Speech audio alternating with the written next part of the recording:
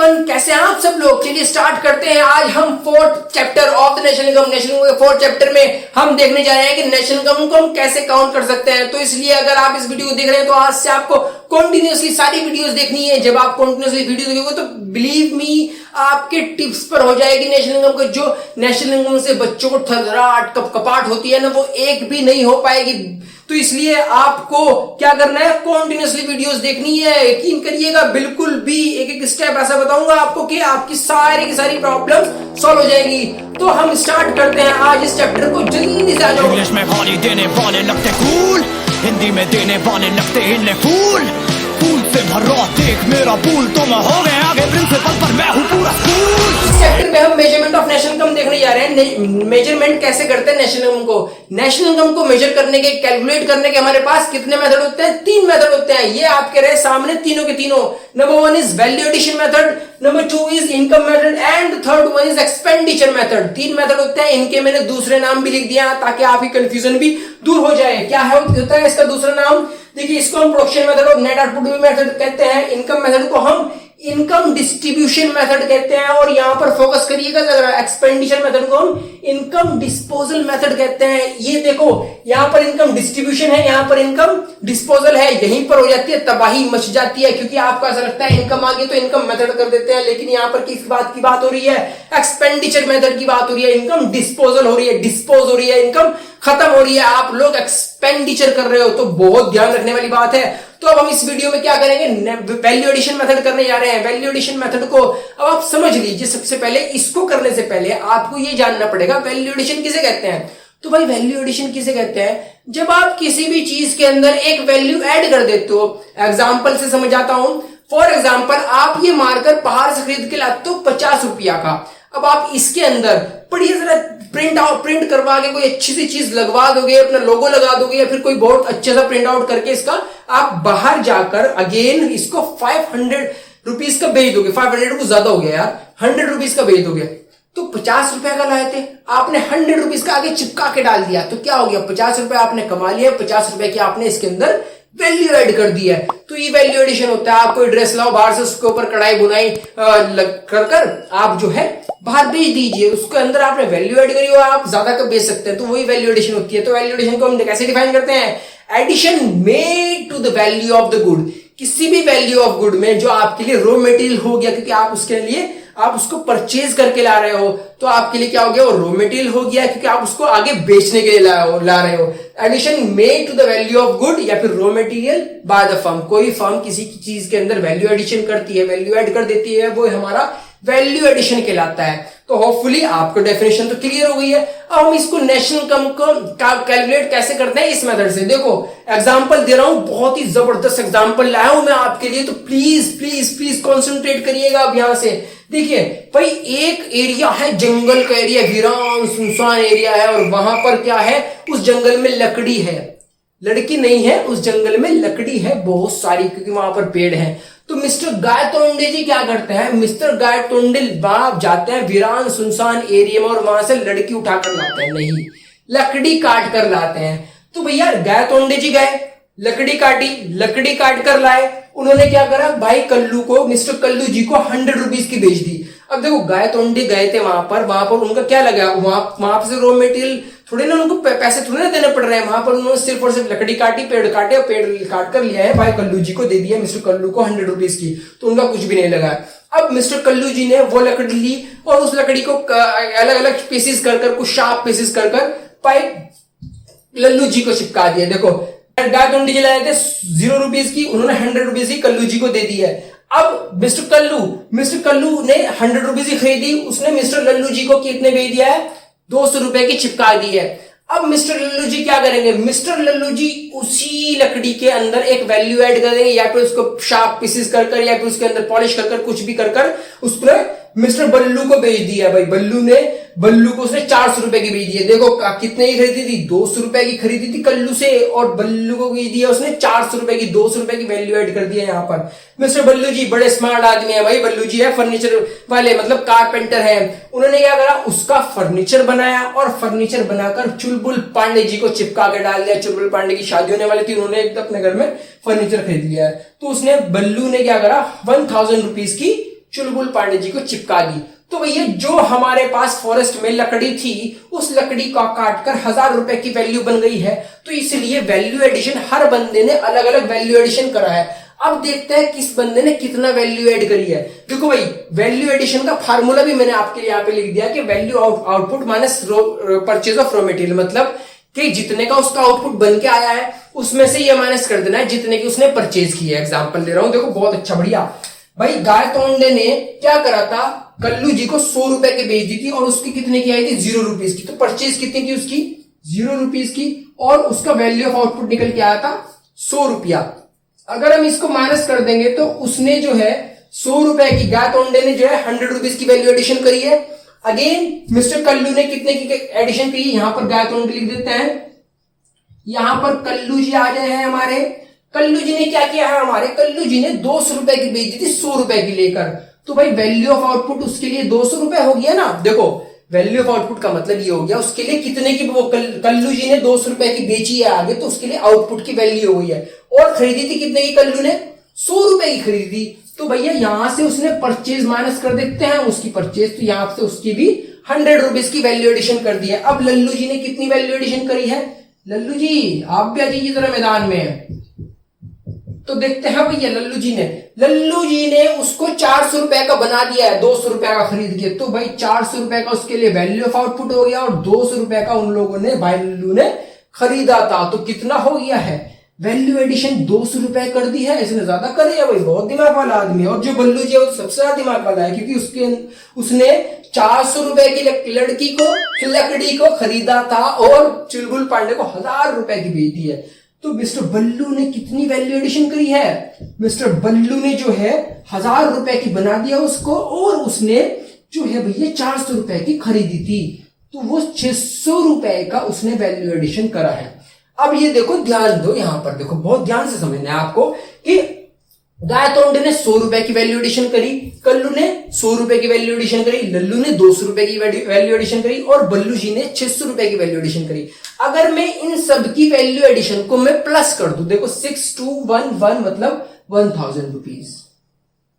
तो ये 1000 रुपीज जो है इसको हम लिख सकते हैं sum of value addition, sum of value addition made by different producer, है ना, लिख सकते हैं ना, addition made by different producer. जो हमारे डिफरेंट प्रोड्यूसर है मार्केट के अंदर, कल्लू बल्लू लल्लू सल्लू मल्लू जितने भी है, फुल्लू टाइप, तो ये कितने हैं, इन्होंने जो वैल्यू एड करी उनको मैंने सबको जोड़ दिया है। डिफरेंट प्रोड्यूसर की वैल्यू एडिशन को हमने जोड़ दिया है। तो वो किसके इक्वल आ रहा है, वो 1000 जो है वो उसके इक्वल आ रहा है जितने की चुलबुल पांडे जी को मिला था। मतलब अगर हम सबकी वैल्यू एडिशन को ऐड कर देंगे तो वो value addition value of final good बन जाएगी। आप इसको याद रखिए लीजिएगा कि मैं यहां पर इरेज कर रहा हूं और देखो ध्यान से देखना, सम जो होगा अगर हम सम कर देंगे, फिर से ये खत्म हो गया है, अब दूसरा बताओ, अगर हम सम कर देंगे वैल्यू एडिशन का तो हमारे पास फाइनल गुड की वैल्यू आ जाएगी।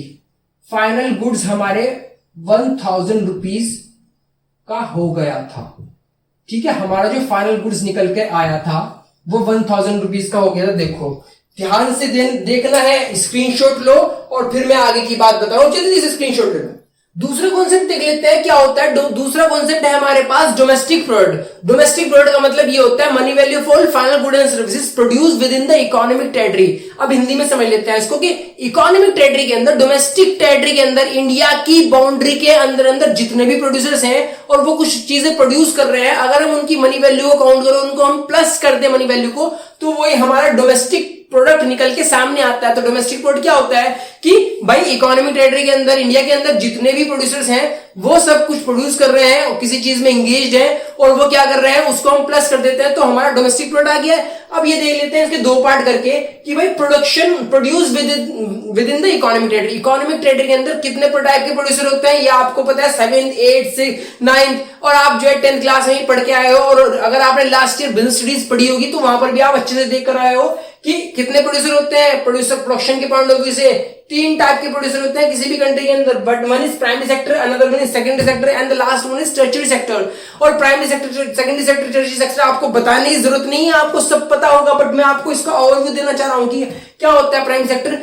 प्राइमरी सेक्टर का मतलब ये होता है, प्राइमरी सेक्टर में वो प्रोड्यूसर्स आते हैं who are engage in activities relate to the extraction of natural resources, जो एक्सट्रैक्शन ऑफ नेचुरल रिसोर्सेज में इंगेज होते हैं वो प्राइमरी सेक्टर में आते हैं। और सेकेंडरी सेक्टर में वो प्रोड्यूसर्स आते हैं who are engage in converting raw material into finish good, finish good में रॉ मटेरियल को क्या कर देते हैं, वो कन्वर्ट कर देते हैं। और टर्शियरी सेक्टर में वो प्रोड्यूसर रहता है who are engage in providing such services, जो हमारे सर्विसेज प्रोवाइड करने में इंगेज होते हैं, वो हमारे टर्शियरी सेक्टर में आते हैं। होपफुली ये तो आपको पहले से पता होगा।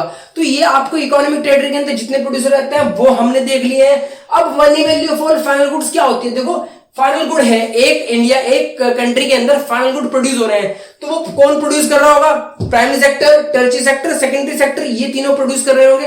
अगर हम इनके प्रोडक्ट को प्लस कर दें और प्लस करने के बाद सम, उसका सम आ जाएगा, प्लस का मतलब सम होता है, तो sum of value addition made by primary sector, secondary sector, tertiary sector is nothing but is a domestic product, वो हमारा डोमेस्टिक प्रोडक्ट कहलाएगा, क्योंकि ये हमारा क्या होता है, फाइनल गुड की वैल्यू कहलाता है। फाइनल गुड्स की वैल्यू जो होती है हमारी, वो हमारा डोमेस्टिक प्रोडक्ट कहलाता है। तो दैट्स व्हाई क्या देखा आपने कि money value of final good is equal to the domestic product. Economy के अंदर जितनी प्रोडक्शन कर रहे हैं लोग बाग, चाहे वो प्राइमरी सेक्टर का हो, चाहे वो सेकेंडरी सेक्टर का हो, चाहे वो टर्शियरी सेक्टर का हो, वो उसके हम मनी वैल्यू को काउंट करते हैं, तो डोमेस्टिक प्रोडक्ट आता है। Domestic product is equal to the value of final good, final good के इक्वल आ जाता है, उसकी फाइनल गुड्स की वैल्यू के इक्वल आ जाता है डोमेस्टिक प्रोडक्ट। तो ठीक है, अब आपका एक कॉन्सेप्ट तो ये क्लियर हो गया। अब दूसरा कॉन्सेप्ट हम आपको एक एग्जांपल से शो करते हैं, देखिए जल्दी से।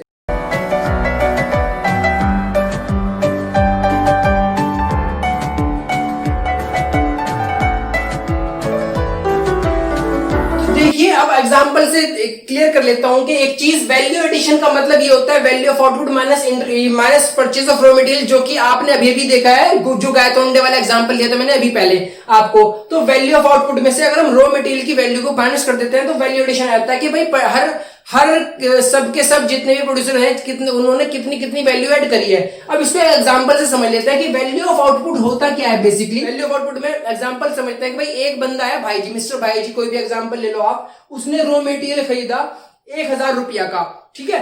अब वो उससे फिनिश गुड बनाएगा, उससे वो फिनिश गुड उसने बना लिए 2000 रुपए के, तो उसकी मार्केट वैल्यू 2000 रुपए की होगी क्योंकि उसने फिनिश गुड बना लिया, रॉ मटेरियल कन्वर्ट कर लिया है। अब वो फिनिश गुड में से क्या करेगा, उसने 1500 रुपए की तो सेल कर दी है, ठीक है। 200 रुपए का अपने लिए सेल्फ कंज्यूम कर लिया है। क्या होता है कि उसको अपने ही उसकी गुड्स की जरूरत पड़ी होगी, उसने अपने यहाँ पर उसी गुड्स को कंज्यूम कर लिया 200 रुपए का। बचे कितने के 300 रुपए के गुड्स बचे, जो उसने स्टॉक लगा के रख दिया है आगे के बेचने के लिए। तो हमने ये देखा कि जो फिनिश गुड की वैल्यू होती है, फिनिश गुड का मतलब ये होता है वैल्यू ऑफ आउटपुट, आउटपुट जो आया आपके पास निकलकर, उसको हम sale plus self consumption plus stock अगर हम कर दे, तीनों को प्लस कर दे, तो हमारे पास वैल्यू ऑफ आउटपुट आ जाती है। चलिए एग्जांपल को और इसको आगे ही बढ़ाते हैं। मान लीजिए आपके पास ये चीज गिवन नहीं है, ये फिनिश गुड की वैल्यू गिवन नहीं है, तो आप कैसे निकालोगे वैल्यू ऑफ आउटपुट, कैसे निकालेंगे भाई? सीधी सी बात है, हम ये देखेंगे कि हमने कितनी सेल्स की है, हमने अपने प्रोडक्शन के अंदर से कितना सेल्फ कंज्यूम किया है, सेल्फ कंज्यूम किया है, और हमने जो हमारे पास प्रोडक्शन बच रही है, स्टॉक बच रहा है, वो हमने स्टॉक कितना लगाया है। अगर हम इन तीनों को प्लस कर दें, ये हम जो स्टॉक लगा रहे हैं इसे हम चेंज इन स्टॉक या एडिशन टू स्टॉक भी बोलते हैं, चेंज इन स्टॉक भी बोलते हैं और एडिशन टू स्टॉक भी बोलते हैं, याद रखिएगा इन दोनों चीजों को, ठीक है ना। तो बच्चा लोगों, आपने क्या देखा कि भाई वैल्यू ऑफ आउटपुट जो है हम इन तीनों को प्लस करके भी निकाल देते हैं, ठीक है, क्योंकि हमारे पास अगर फिनिश गुड की वैल्यू नहीं गिवन होगी तो हम अपनी सेल्स को, हम अपनी सेल्फ कंजप्शन को, हम अपनी स्टॉक को प्लस करेंगे, हमारे पास वैल्यू ऑफ फाइनल गुड आ जाएगी। तो ये आपको होपफुली क्लियर हो जाएगा कि वैल्यू ऑफ आउटपुट क्या होता है। अब परचेज ऑफ रॉ मटेरियल पे आते हैं। परचेज ऑफ रॉ मटेरियल का दूसरा नाम होता है इंटरमीडिएट कंजप्शन, इंटरमीडिएट कंजप्शन। और आपने इंटरमीडिएट गुड्स सुने हैं ना, तो इसी वजह से इसको इंटरमीडिएट कंजप्शन कहते हैं। क्यों कहते हैं? क्योंकि बेटा इसमें क्या होता है, वैल्यू ऑफ, इसका मतलब पहले आप इसकी जो है ना डेफिनेशन देख लो इंटरमीडिएट कोर्स की, क्या होता है कंजप्शन की, value of raw material use in production activities. Production activities के अंदर जो भी आपने value of raw material purchase किया, रॉ मटेरियल यूज किया है, वही हमारा इंटरमीडिएट कोर्स कहलाती है। तो भाई इस तरह से हमारी वैल्यू एडिशन आ जाएगी। वैल्यू एडिशन का मतलब ये फॉर्मूला बन गया है आपका।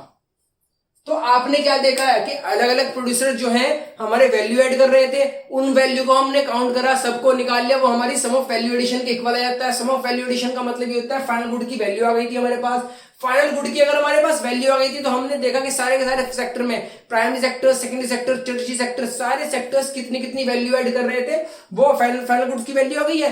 फिर हमने ये देखा कि भाई वैल्यू एडिशन क्या होता है, value of output minus intermediate consumption होता है। और हमारे पास वैल्यू ऑफ आउटपुट नहीं गिवन होती है तो उसमें क्या करते हैं, वैल्यू ऑफ आउटपुट का फॉर्मूला आपके पास आ गया है क्या, कि sales plus self consumption plus change in stock. Change in stock को, सेल्फ कंजप्शन को, और इसमें से सेल्स को अगर हम प्लस कर देते हैं, value of addition, value of output आता है। और चेंज इन स्टॉक का भी फॉर्मूला होता है, यहां पर लिख देते हैं चेंज इन स्टॉक का, एडिशन टू स्टॉक का फॉर्मूला क्या होता है। चेंज इन स्टॉक का फॉर्मूला आपने अकाउंट्स में बहुत अच्छे से पढ़ रखा होगा, क्या होता है, क्लोजिंग माइनस ओपनिंग स्टॉक।